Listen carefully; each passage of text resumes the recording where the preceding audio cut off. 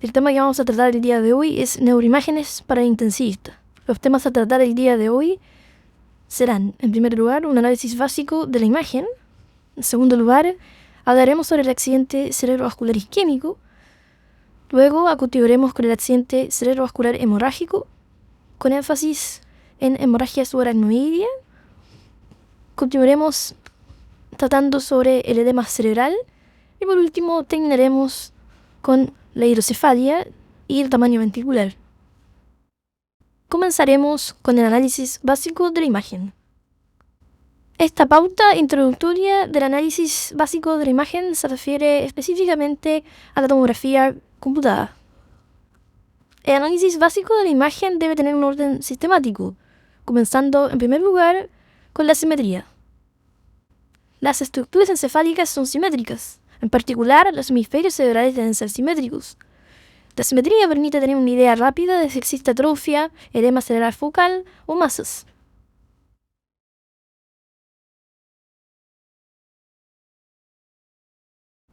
Es importante señalar que las alteraciones difusas o focales simétricas son las más difíciles de pesquisar, ya que no se pierde la simetría.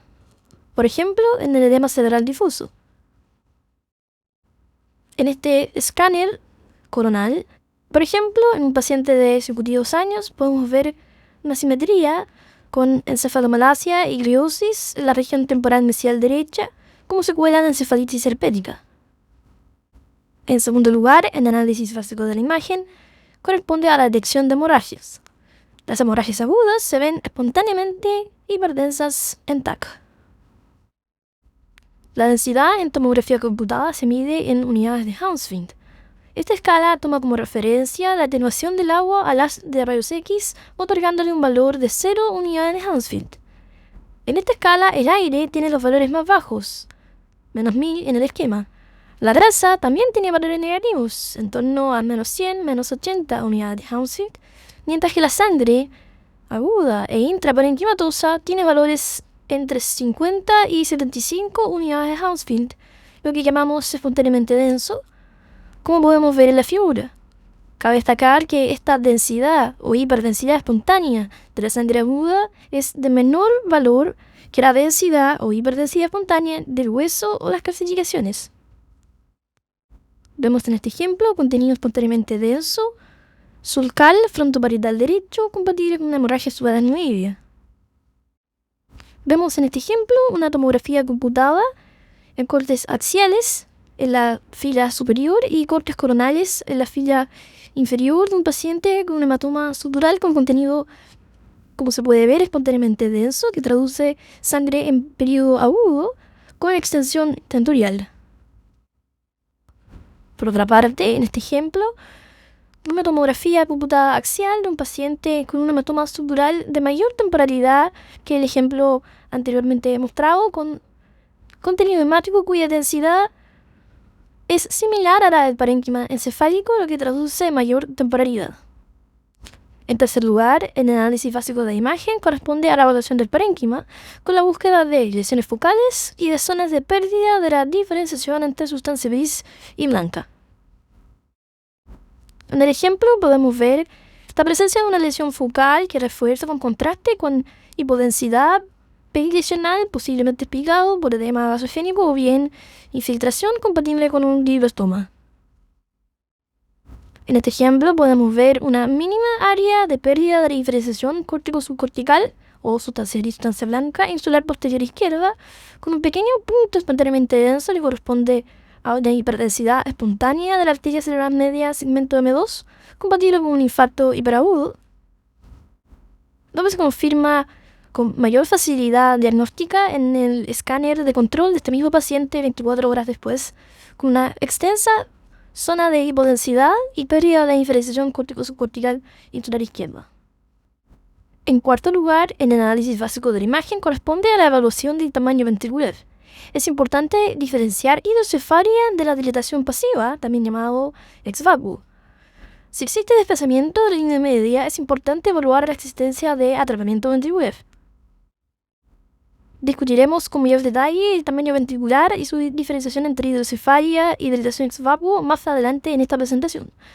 En el quinto lugar, el análisis básico de la imagen corresponde a la evaluación de los surcos de la convexidad y su amplitud en particular. Esta puede ser el único marcador de edema cerebral o hipertensión endocriniana, como podemos ver en el ejemplo de un paciente con edema cerebral difuso que presenta marcada disminución de amplitud de los surcos de la convexidad.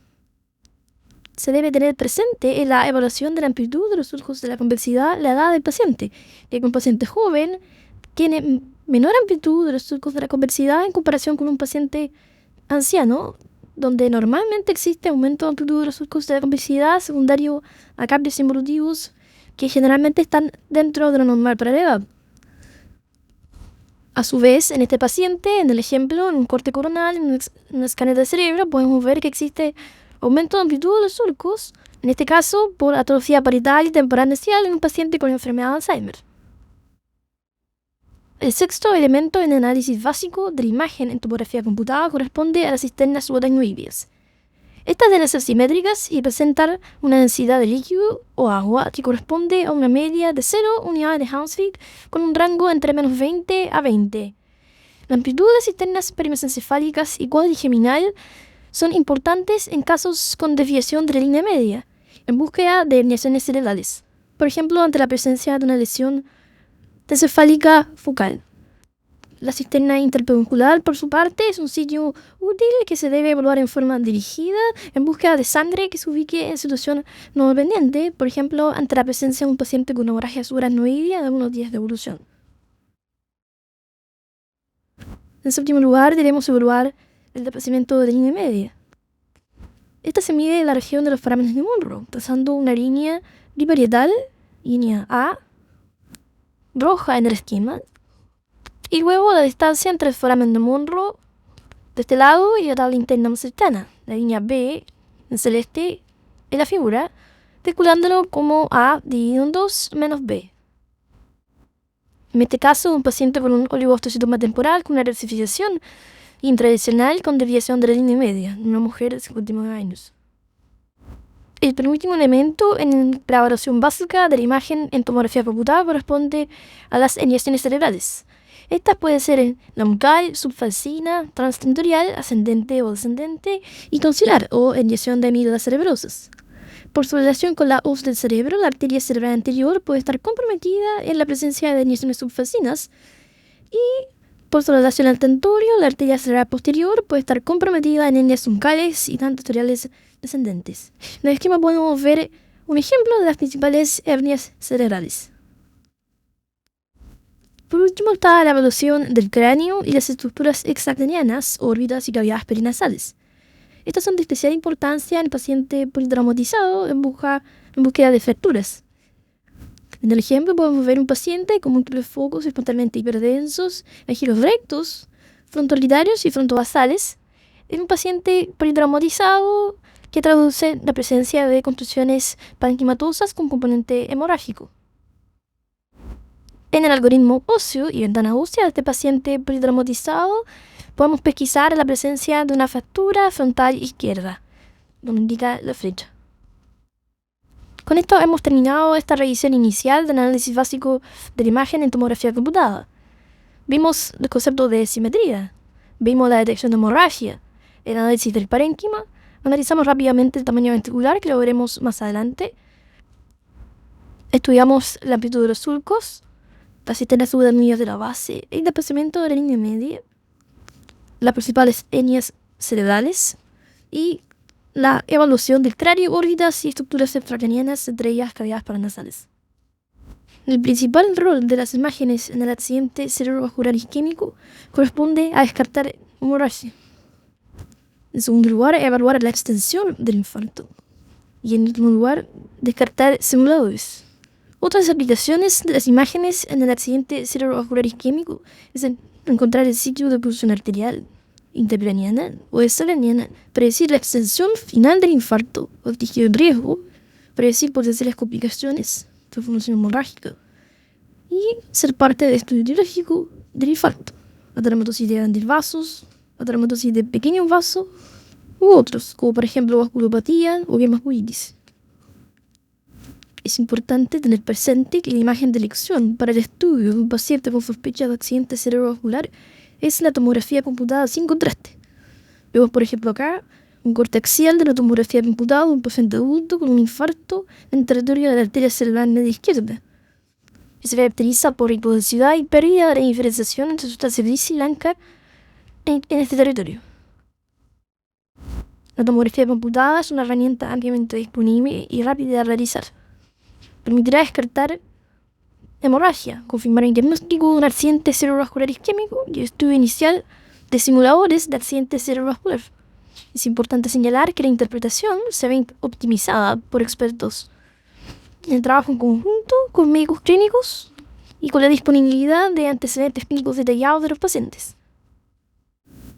El estudio imagenológico del paciente con accidente cerebrovascular isquémico permitirá alocar en 3 categorías de terapia. En primer lugar, pacientes que son susceptibles de terapia con trombolisis endovenosa, que son aquellos pacientes con TAP de cerebro sin contraste, sin hemorragia, con un infarto de extensión menor a 1/3 de la arteria cerebral media en términos generales. En segundo lugar, la trombectomía intraarterial más trombolisis endovenosa son aquellos pacientes que tienen un TAP de cerebro sin contraste, sin hemorragia, con un infarto menor a 1/3 del territorio de la arteria cerebral media en términos generales, con una oclusión intracraniana proximal, que en la literatura se llama ELVO o Emergent Large Vessel Occlusion.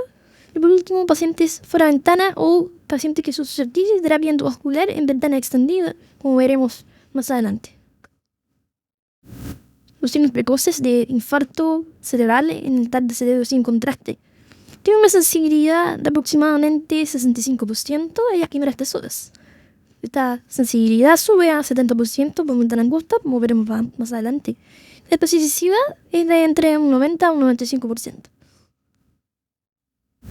Dentro de los signos precoces de infarto encefálico en el TAP de cerebro sin contraste, existe la arteria hipertensa, clásicamente llamada arteria cerebral media hipertensa o signo de la puerta, con una sensibilidad de entre 40 y 60% y especificidad alta, en torno al 90 a 100%. Como podemos ver en la figura superior izquierda, en un corte axial, tenemos hipertensión espontánea en la arteria cerebral media izquierda, segmento M1-M2. Este signo no solo cubre la arteria cerebral media proximal, M1-M2, sino que aquí, por ejemplo, en una rama silviana, el signo de punto hipertenso, en la primera imagen de la fila inferior. Podemos ver además que este signo se puede extrapolar y verse en la arteria cerebral posterior, en la figura del medio, en la fila inferior, o en la arteria basilar, en la figura de la derecha, en la fila inferior. Otro signo precoz de infarto en TAP de cerebro sin contraste es el borrado de la ínsula o el borrado del núcleo dentiforme, que traduce una pérdida de la diferenciación entre sustancia gris y blanca en estos territorios. Esto refleja un bien isquémico irreversible. Tiene una sensibilidad de entre un 50 a un 70% y una alta especificidad en torno a 100%, en infartos con oclusión arterial proximal, tanto de la arteria carotídea intracraniana o de la arteria cerebral media. Este nivel de sensibilidad y especificidad no es válido para territorios distintos al de la arteria cerebral media, por ejemplo, la arteria cerebral anterior, cerebral posterior o la arteria basilar, donde disminuyen. Y último de los 3 signos precoces de infarto en tomografía computada sin contraste es la pérdida de la diferenciación entre corteza y sustancia blanca, o sustancia blanca subcortical, que es un subtipo específico de pérdida de la diferenciación entre sustancia gris y blanca que ocurre a nivel cortical en territorio superficial de la arteria cerebral media. Este es un signo un poco más tardío que el anterior. Tiene una sensibilidad un poco más baja, así como una especificidad un poco más baja, en torno al 40 y 80% respectivamente. Al igual que el signo del borrado del núcleo dentiforme traduce daño parenquimatoso isquémico irreversible. En algunos casos, la detección de un infarto hiperagudo en tomografía computada de cerebro sin contraste puede ser difícil, como por ejemplo en este caso, donde existe una tenue pérdida de la diferenciación córtico-subcortical perioccipital izquierda, concurrente con un infarto hiperagudo, lo que se confirma con la difusión, que ustedes pueden ver al lado derecho, que incluso incluye un pequeño compromiso cortical y insular posterior.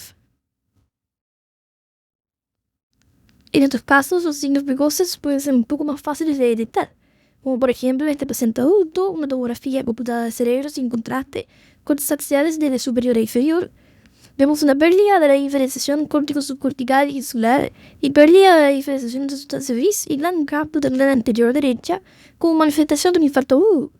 En la imagen de la derecha, esto se acompaña de hiperdensidad espontánea de las ramas de la arteria cerebral media derecha. Un elemento importante es la capacidad de detección del infarto hiperagudo en la ventana, la que se puede modificar en los principales visualizadores de imágenes clínicos de la actualidad. Podemos ver cómo un infarto hiperagudo se hace más fácil de detectar al estrechar la ventana. En este ejemplo, en la imagen superior izquierda, un TAC de cerebro con una ventana de cerebro estándar con un ancho de ventana de 80 y un nivel de 40. Y en la imagen del centro y en la imagen derecha de la fila inferior, el mismo paciente, el mismo escáner y en el mismo corte, podemos ver con una ventana de stroke, una ventana más estrecha, 40-40 y 35-35, cómo se hace más evidente el infarto hiperagudo en territorio profundo de la arteria cerebral media izquierda, con pérdida de la diferenciación entre sustancia gris y sustancia blanca lenticular posterior. Si bien se habla de la ventana de stroke, 40-40 o 35-35, el ancho y el nivel de ventana ideal para cada estudio lo debe hacer cada operador en forma individual para cada paciente. Se debe considerar además que muchos factores pueden influir en el resultado final. En la imagen que se obtiene con cada ventana, entre otros factores, la escala de Gauge del monitor. Existe un score estandarizado que se desarrolló para la evaluación sistemática de la extensión de los infartos de territorio de arteria cerebral media por tomografía computada. Este score se llama ASPECTS para Alberta Stroke Program RGCD Score y parte con un puntaje máximo de 10 y se va descontando puntaje de acuerdo a la extensión del infarto por tomografía computada, como voy a mostrar en la siguiente figura. El score de ASPECTS parte en 10 puntos y se va descontando un punto con compromiso cortical, M1, M2, AN6, compromiso insular, también llamado ribete insular, y compromiso de territorio profundo de la arteria cerebral media izquierda, en particular caudado, lentiforme y cápsula interna. Vale decir que todo este compromiso demuestra extensión del infarto medible por TAC sin contraste. Este score se ha utilizado para alocar pacientes a las distintas ramas terapéuticas, tratamiento médico o bien trombolisis sistémica con o sin trombectomía mecánica. El punto de corte es variable en cada estudio y depende en cada centro. En términos generales, un score de 7 o más son pacientes que se benefician de tratamiento de trombolisis sistémica con o sin trombectomía mecánica. Y un score inferior a este, que traduce un infarto de mayor tamaño, son pacientes que no se benefician de esto y que aumenta las complicaciones relacionadas a la trombolisis, en particular la hemorragia parenquimatosa. En el link inferior, que dejé en todas estas diapositivas que hablamos de ASPECTS, pueden encontrar más material sobre este score y existe además material disponible que permite entrenarse en la detección de infarto hiperagudo.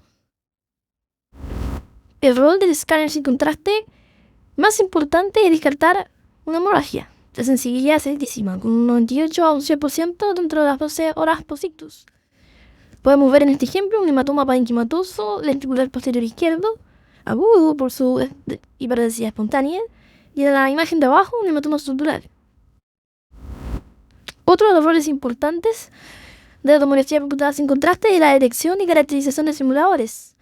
En este caso, en la imagen de la izquierda, las dos primeras imágenes de la izquierda, tenemos un paciente que muestra pequeñas lesiones nodulares con un halo totalmente hiperdenso que compromete la cápsula interna izquierda y la región córtico-subcortical parietal izquierda.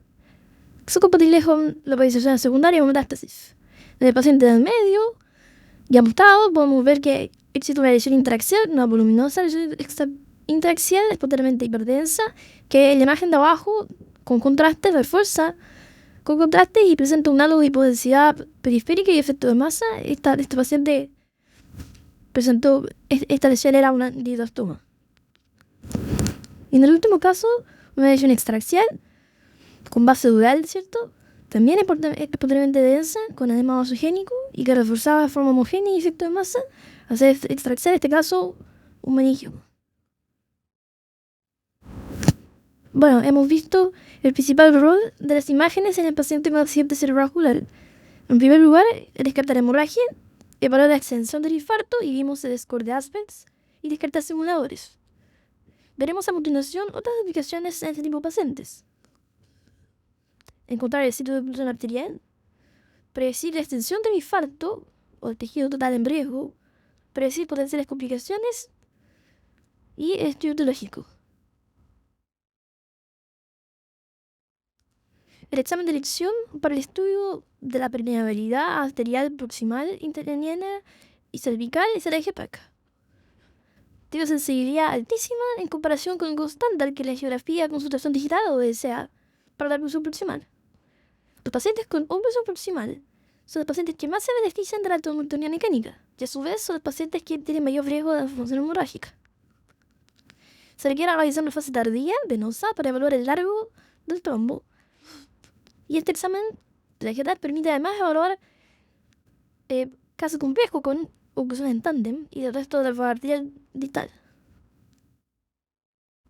En otras palabras, el EGPAC permite detectar una oclusión arterial emergente, como dice en la literatura anglosajona, o EVO, Emergent Large Vessel Occlusion, que en pacientes en ventana terapéutica son susceptibles de ser tratados con trombotomía mecánica. Por otra parte, el EGPAC permite evaluar las colaterales y permite establecer si los pacientes tienen buenas colaterales o no tan buenas colaterales, y eso va a permitir a su vez alocar a los pacientes a los distintos ramas terapéuticos. Podemos ver en este ejemplo dos pacientes con una oclusión arterial próxima emergente, segmento M1 de la arteria cerebral media derecha. Y en el caso de la derecha podemos ver un paciente, o sea, arriba tenemos el EGPAC y abajo la geografía con sustracción digital. Y en la mano izquierda tenemos un paciente sin colaterales o con muy pocas colaterales. Del lado derecho un paciente que ya tiene bastantes colaterales. Este es otro ejemplo de un paciente con muy pocas colaterales. Podemos ver la fase hagiográfica a la izquierda como una representación del sifón carotídeo y de la arteria carotídea interna supraquioidea, así como tampoco de la arteria cerebral media derecha. En una fase un poco más tardía vemos que tampoco hay colaterales. Compare la diferencia con el lado izquierdo, donde hay una buena circulación, y al lado derecho prácticamente no se representa ningún vaso electromeningio. Y finalmente, cómo fue la evolución del paciente como un extenso infarto establecido, con efecto más. Existen herramientas más precisas para la caracterización de colaterales, en particular el EGPAC multifásico, que las clasifica en 3 grupos: buenas colaterales, intermedias y pobres colaterales. El EGPAC entrega información hemodinámica. Por ejemplo, en este caso, un paciente con una oclusión de la arteria carótida interna derecha, con un infarto en territorio limítrofe. Podemos ver a la derecha, en el EGPAC, una asimetría en la opacificación de la vena cerebral interna derecha en comparación con la izquierda por flujo enlentecido. Existe la herramienta de la perfusión que permite dividir la totalidad del infarto en naranjo a la derecha en 3 zonas: en verde, amarillo y rojo. De acuerdo al flujo, que es el volumen dividido por el tiempo, o el CBF, que es el CBV dividido por el MTT. CBF traduce Cerebral Blood Flow, CBV Cerebral Blood Volume, y el MTT es el tiempo de tránsito medio. En rojo es el núcleo del infarto, o el core del infarto, que corresponde a un tejido que ya se perdió en forma irreversible. Se identifica por un CBF, un CBV bajo y un MTT variable. Además tenemos la penumbra, que es el territorio que está en color amarillo, que corresponde a un territorio que no está irreversiblemente perdido y que es potencialmente salvable. Se caracteriza por un CBF bajo, pero un CDB normal o alto, y un MTT o un tiempo de tránsito medio alto. Y por último, la oligohemia que se define como un tejido hiperfundido sin disfunción eléctrica. Los puntos de corte exactos para la definición de cada uno de estos territorios lo pueden encontrar en la literatura de la referencia más abajo. El año pasado se publicaron los resultados del estudio DON en el New England Journal of Medicine, que demuestra el beneficio de la trombotomía mecánica en pacientes con una ventana superior a las 6 horas hasta 24 horas con un mismatch bien definido. Los beneficios, según la escala de ranking modificada, serían en el grupo completo, así como el separar en pacientes entre 6 a 12 horas desde la instalación de los síntomas hasta más de 12 horas y 24 horas desde el inicio de los síntomas. En esta figura pueden ver resultados más detallados del estudio DON, con beneficios prácticamente en todos los subgrupos, incluso pacientes mayores a 80 años de edad. Hay que destacar que este estudio incluyó solo sitios de oclusión de la arteria cavernícola intracraniana y segmento M1 de la arteria cerebral media. Luego del estudio 2 se publicó el estudio Diffuse 3. En esta tabla podemos ver las principales características de ambos estudios y cómo seleccionar a los pacientes que se habían beneficiado de este aumento de la ventana terapéutica desde las 6 horas hasta 12 o 24 horas de instalados síntomas. Una de las cosas importantes es que exista una oclusión arterial proximal, una EVO, como vimos previamente. Y otro importante es que el infarto no sea muy grande y que exista un área de penumbra significativa que pueda ser salvada o beneficiada de la trombectomía mecánica. Con MGTAC, específicamente en la fase tardía, donde se aumenta la diferenciación entre triglicéridos y blanca, se puede detectar con mayor facilidad las isquémicas, en particular las isquémicas en riesgo. Podemos ver en este caso, en la figura del medio, la fase tardía de un MGTAC, y en el paciente, 48 horas después, cómo fue el tamaño final del infarto. En este mismo paciente, se puede identificar en el estudio de perfusión al ingreso en la MGTAC inicial como hay un área de un color más azul que demuestra el core o el centro o núcleo de infarto con un tejido que es irreversiblemente comprometido por la isquemia y que se condice con el tamaño final del infarto a las 48 horas que vimos en la diapositiva anterior. A continuación hablaremos sobre el accidente cerebrovascular hemorrágico. En esta presentación nos referiremos específicamente a los hematomas parenquimatosos. Sabemos que los hematomas parenquimatosos agudos se ven espontáneamente densos en la tomografía computada de cerebro sin contraste debido al contenido de bilirrubina que atenúa el haz de rayos X. La forma de medición estandarizada y aceptada transversalmente corresponde a A por B por C dividido en 2, donde A corresponde al diámetro transversal, B al diámetro anteroposterior y C a la altura del hematoma. Sabemos que esta forma de medir el volumen subestima en cierta manera el volumen, sin embargo es de fácil aplicabilidad y tiene una buena correlación inter e intraobservador. En cuanto a la evolución de la densidad del hematoma, sabemos que inicialmente tiene una hiperdensidad espontánea, como dijimos anteriormente, con una densidad en torno a 60 a 80 unidades de Hounsfield. Esta densidad va disminuyendo aproximadamente entre 0,7 a 1,5 unidades de Hounsfield por día, digamos, una unidad de Hounsfield por día, hasta hacerse isodensa, como se explica con mayor detalle en la figura. Las causas de hematomas parenquimatosos son múltiples. En esta tabla podemos ver cómo se especifican en causas primarias y secundarias, siendo las causas primarias las más frecuentes, en particular los hematomas hipertensivos, estos típicos. Estos corresponden a ganglios puente y cercano a núcleo dentado. Y en segundo lugar, dentro de las causas primarias, la hepatía amiloidea, que en general ocurre en pacientes exclusivamente mayores de 60 años y en territorio que no corresponde a hematomas hipertensivos.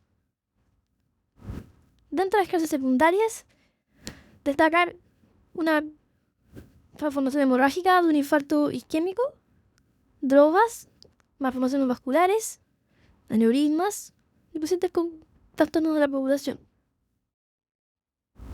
Además de la detección y medición del volumen de un hematoma parenquimatoso agudo, debemos intentar clasificar estos hematomas con aquellos que tienen alto riesgo de sangrado o de expansión. Uno de los primeros signos que podemos analizar es el signo del black hole o del hoyo negro, como podemos ver en la figura, que corresponde a una hipodensidad que se encuentra dentro del hematoma potencialmente denso, y esto puede traducir mayor riesgo de resangrado en la evolución.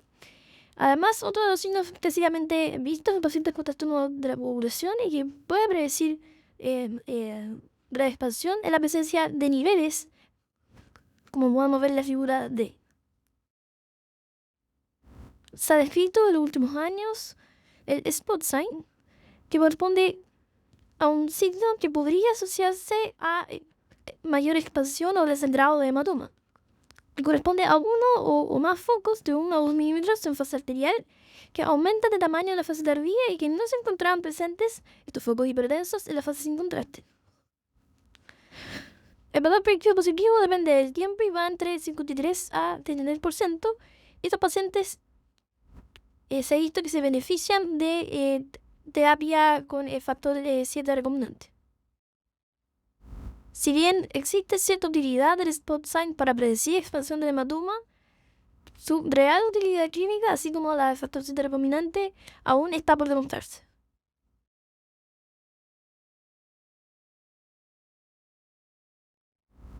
Existe además el liquid sign, o signo de permeabilidad, que corresponde a un aumento de la densidad en más del 10% de unidades de Hounsfield entre la fase arterial y la fase tardía, si esto se realiza por 5 minutos inyectados de contraste, y que predice la expansión del hematoma de más del 10%. Tiene una prevalencia entre 22 y 43%, tiene una mayor sensibilidad y especificidad que el spot sign, encontrada en un metanálisis paciente de entre 70 y 80% respectivamente. Cuando nos enfrentamos a un paciente con un accidente cerebrovascular hemorrágico, en particular un hematoma parenquimatoso agudo, debemos preguntarnos en quiénes hacer AngioTac para buscar causas subyacentes y en quiénes no. La literatura recomienda un score que en la práctica clínica no utilizamos. Y en términos generales, recomendamos realizar AngioTac a pacientes que tengan hemorragias lobales, vale decir, pacientes que tienen hematomas parenquimatosos en sitios que no son típicos de hemorragia hipertensiva, recordando los sitios de hemorragia hipertensiva corresponden a los ganglios basales, troncocéfalo y cercano a los minutos sentados cereosos. También recomendamos hacer AngioTac en pacientes con una hemorragia aguda menores de 45 años, sin antecedentes de hipertensión arterial o pacientes que no estén en tratamiento anticoagulante. Y pacientes con hallazgos axilares en tomografía computada que orienten o que hagan sospechar la presencia de una lesión vascular, como por ejemplo algunos vasos tostosos dilatados que sean visibles en estudios sin contraste, calcificaciones en los márgenes del hematoma o un pseudoduric espontáneamente hiperdenso. Además se debe considerar la presencia de edema o hipodensidad periférica a hematoma en la fase aguda que sospeche la presencia de una lesión subyacente. Este es un ejemplo de un caso en nuestro hospital, un paciente joven con un hematoma parenquimatoso agudo, con una morfología bien particular, ¿cierto? Como pinceladas, y con una hipodensidad periférica al hematoma, o en la región del hematoma, un poco mayor de lo esperable en un hematoma hipertensivo, por ejemplo, o con angiopatía amiloide. Y en este caso, en esta tomografía computada, hay evidencia positilar que no hace sospechar la causa, y vemos como hay una hiperdensidad espontánea en el territorio del seno transverso y sigmoide izquierdo, que traduce la presencia de una trombosis de seno venoso agudo. Un segundo caso, también con un hematoma parenquimatoso agudo cerebroso derecho. Podría ser hipertensivo, podría ser hipertensivo, ya que está cercano al núcleo dentado. Sin embargo, su morfología no es la típica, y en el estudio para AngioTac este es un paciente joven, en el estudio no hipertenso, y en el estudio para AngioTac podamos ver la presencia de un nido vascular, ¿cierto? Y con estructuras arteriales vasculares anormales en un paciente con una malformación arteriovenosa. Otro caso, un paciente joven con un hematoma agudo parenquimatoso en el embriopario izquierdo. En el estudio de resonancia magnética se demostró la presencia de esta malformación cavernomatosa con una morfología en palomita de maíz o popcorn y con un halo hipointenso en T2 que corresponde a un halo de hemosiderina. Esto fue una malformación cavernomatosa o un cavernoma sociolingus. En algunos casos, los hematomas parenquimatosos pueden tener espaciamiento ventricular, como en este caso con un paciente con una malformación vascular periventricular izquierda. Resumiendo, vimos el principal rol de las imágenes en el accidente cerebrovascular isquémico y en el accidente cerebrovascular hemorrágico, en particular del hematoma parenquimatoso. El rol en el AVE isquémico es descartar hemorragia, evaluar la extensión del infarto y descartar simuladores. Y el principal rol de las imágenes en el hematoma parenquimatoso es detectarlo, localizarlo y caracterizarlo, ¿cierto? Cuantificarlo, vimos el ABS partido con 2, y controlarlo. Además vimos algunos signos que pueden asociarse a reexpansión o resangrado del hematoma parenquimatoso. A continuación nos vamos a referir específicamente a la hemorragia subaracnoidea, que es un tipo de ACV hemorrágico, a sus patrones y específicamente hablaremos sobre el vasoespasmo. La hemorragia subaracnoidea no traumática corresponde al 7% de todos los accidentes cerebrovasculares. La mayoría, 80-85%, secundario a un aneurisma interneuroloto. El 10% secundario a una hemorragia perinencefálica no neurismática. El 5% corresponde a otras causas, entre las que se encuentran las malformaciones arteriovenosas, las fístulas durares arteriovenosas, vasculitis, trombosis de una vena vertical o un síndrome de vasoconstricción cerebral reversible. El TAC de cerebro sin contraste o el escáner es el examen de dirección ante la sospecha de la hemorragia subaracnoidea. Esta se ve como una hiperdensidad espontánea del espacio subaracnoideo. Valga decir, los surcos de la convulsiva, la cisterna de la base y el sistema ventricular. El patrón de distribución de la sangre se correlaciona con la ubicación del aneurisma en aproximadamente 50% de los casos, por lo que no es confiable en determinar su ubicación. La sensibilidad del TAC multidetector, o sea, 16 canales o más, para detectar una hemorragia subaracnoidea dentro de las primeras 12 horas es de 97-98%, muy alto. Esta sensibilidad disminuye a 93% a las 24 horas, 80% después de 5 días y 50% después de la semana. Los principales falsos positivos son el edema cerebral difuso con un patrón de pseudo-HCA, la meningitis con exudado purulento, en particular la tuberculosis, y la extravasación de contraste, por lo que la información clínica es de suma importancia, al igual que en toda la neurobiología. Toda hemorragia subaracnoidea no traumática debiera ser evaluada con EGTAC para buscar aneurisma. La sensibilidad de EGTAC para la detección de aneurismas es de 98% y especificidad cercana al 100%. Permite educar al paciente además para tratamiento endovascular o quirúrgico. Los falsos negativos para la detección de aneurismas son más frecuentes cuando este es menor de 3 milímetros, cuando el paciente lleva más días de evolución y tiene vasoespasmo, cuando hay aneurismas trombosados o aneurismas no celulares, aneurismas disecantes, aneurismas tipo ampolla de sangre o blood blister-like, como en la imagen inferior derecha, y aneurismas micóticos, que son generalmente más distales, micóticos infecciosos. En la imagen superior podemos ver una reproducción en MIP coronal de un vegetal de cerebro con un aneurisma de la bifurcación de la ACM izquierda. La hemorragia subaracnoidea se puede dividir en 3 principales patrones. El primer patrón es el patrón difuso, que puede ser debido a la rotura de un aneurisma cerebral, trauma, disección arterial u otros. A su vez está a la derecha el patrón sulcal o de la convexidad. También se puede deber a trauma y aquí se incluyen otras causas como síndrome de vasoconstricción cerebral reversible, hemopatía mioidea, PES, trombosis venosa o trombosis vena cortical, entre otros. Y por último, en el grupo de medio de esta tabla, el patrón perimesencefálico. Este puede ser secundario a trauma y donde acá existe esta entidad específica que es la hemorragia no neurismática perimesencefálica. En este diapositivo podemos ver ejemplos específicos en tomografía computada de cerebro sin contraste del patrón difuso o patrón aneurismático, perimesencefálico y el patrón sulcal o de la convexidad. En el diagnóstico de una HCA de patrón perimesencefálico hay que tener extremo cuidado, ya que el manejo es completamente distinto al manejo que se hace de las hemorragias aracnoideas de patrón difuso o aerobrismático y sulcal. De hecho, se hace criterios en imágenes en una tomografía computada de un paciente que tenga menos de 10 días de evolución, eso es lo que se ve a continuación. Además, el diagnóstico siempre va con características clínicas específicas.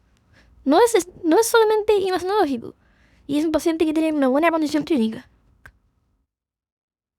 La hemorragia subaracnoidea de patrón aerobrismático corresponde a cualquier HCA con compromiso de las cisternas basales que no cumpla con los criterios para patrón perimesencefálico. Estos pacientes se deben considerar y manejar el supuesto que tienen un aneurisma roto.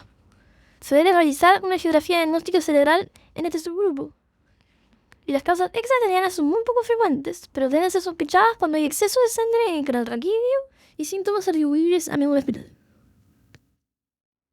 En la caracterización por tomografía computada de la hemorragia subaracnoidea neurismática existe la escala de Fisher y la escala de Fisher modificada. En esta diapositiva podemos ver en detalle cómo se componen estas clasificaciones y cuáles son sus grados.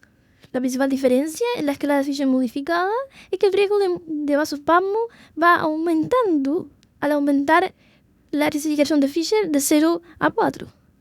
Mientras que en la clasificación original, la escala de Fisher 3 era la que tenía mayor riesgo de vasospasmo. La HCA de patrón sulcal es una HCA donde se presenta una hiperdensidad espontánea cortical en la convexidad. Es relativamente infrecuente y las causas son variadas. Incluyen causas vasculares y causas no vasculares, incluyendo trombosis venosa cerebral, malformaciones vasculares, síndrome de vasoconstricción cerebral reversible, vasculitis, aneurismas infecciosos, enfermedad o síndrome de moya-moya, 3, angiometría amiloidea, entre otros. En este caso, la imagen es un corte axial de una escala de cerebro sin contraste, donde ustedes pueden ver la hiperdensidad espontánea que ocupa el espacio sulcal, que debería tener densidad de líquido, o sea, 0 unidades Halfie, ya que debería tener líquido cefalorraquídeo, pero en este caso hay sangre, un aumento de la densidad espontánea. Esta es una geografía por resonancia, o TOF, donde se ven múltiples focos de disminución de calibre o de estenosis, que compromete el territorio de las arterias cerebrales anteriores, segmento 1, arterias cerebrales medias bilaterales y territorio posterior, en un paciente con síndrome de vasoconstricción cerebral reversible. Veremos ahora el vasospasmo, que es la principal causa de mortalidad y morbilidad en pacientes con hemorragia subaracnoidea neurismática. El vasospasmo sintomático ocurre en 20 a 40% de los pacientes, y hasta 15 a 20% de los pacientes que sobreviven a su hemorragia subaracnoidea tienen infartos o muerte secundaria a vasospasmo a pesar del tratamiento médico máximo.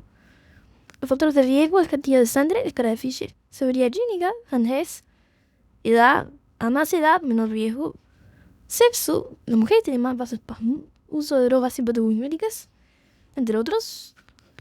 El pic es entre 5 o 7 días después de la rotura, y el desangrado, el CT habló. Se puede contar los días de evolución con el desangrado. Y el periodo de riesgo tenía 2 semanas. El EGTAC tiene sensibilidad y especificidad de 82 y 93% respectivamente para la detección de vasospasmo. Los hallazgos consisten en estenosis arteriales multifocales segmentarias en grados variables. Se puede clasificar en forma arbitraria en leves, menor al 50% del lumen, moderadas, 50% de estenosis, o acentuadas, más del 50%. Estas estenosis pueden ser de segmento largo o segmento corto. Pueden ser unilateral, focal o difuso. Pueden comprometer arterias de mediana o pequeña calibre. Como podemos ver, pueden comprometer a más de un territorio arterial. Si esta lesión se asocia a lesión isquémica, vamos a ver los mismos hallazgos que vemos y que estudiamos en el infarto encefálico con pérdida de la diferenciación entre sustancia gris y blanca del territorio comprometido. En este ejemplo podemos ver un paciente con acentuado vasospasmo multifocal.